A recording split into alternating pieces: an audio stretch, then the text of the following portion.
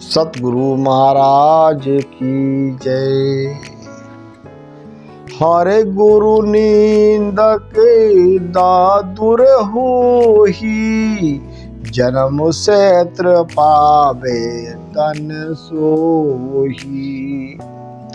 द्विज निंदक बहु नरक भोग कारी, जग जनमय बायस शरीर धरही।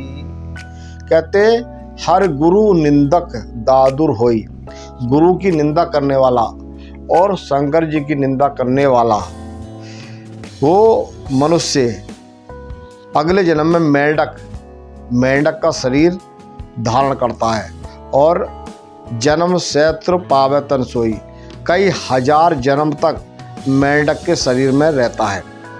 और द्विज निंदक बहु नरक भोग करे, जो ब्राह्मणों की निंदा करने वाला, पंडितों की निंदा करने वाला, बुराई या चुगली करने वाले को बता रहे हैं,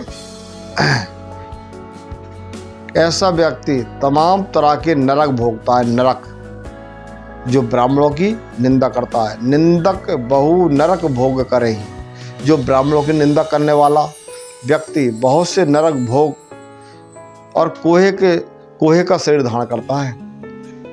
तो हम जो निंदा चुगली करते हैं बैठकर, बुराई और निंदा, इससे क्या हमें परिणाम मिलता है? हमें परिणाम मिलता है गुरु की निंदा नहीं करना चाहिए, भगवान शंकर की निंदा नहीं करना चाहिए, ब्राह्मणों की निंदा नहीं करना चाहिए।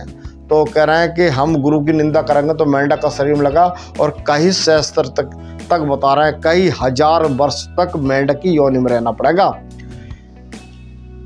तो इस रामायण में ये चौपाई लिखी हुई है 1034 पृष्ठ पर।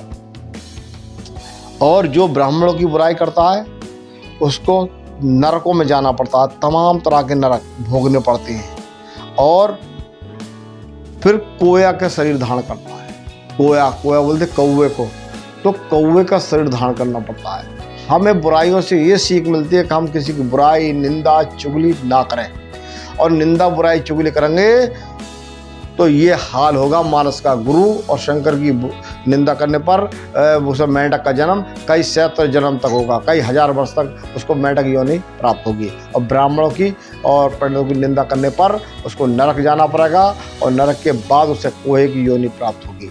तो ये रोग हमारे कर्मों से ही लगते हैं। कोई हमें भगवान रोग नहीं देते, क्योंकि भगवान हमें निष्काम पैदा करते हैं संसार में, किसी तरीका का मोह नहीं होता, कुछ नहीं होता। हम निष्काम पर हम जो ये निंदा बुराई चुगली करते हैं, इन्हीं से हमें रोग प्राप्त होते हैं। ये रामायण ये बता रही है। तो मनुष्य को इन कामों से दूर रहना है, हमें ये रामायण सिखलाई देती है।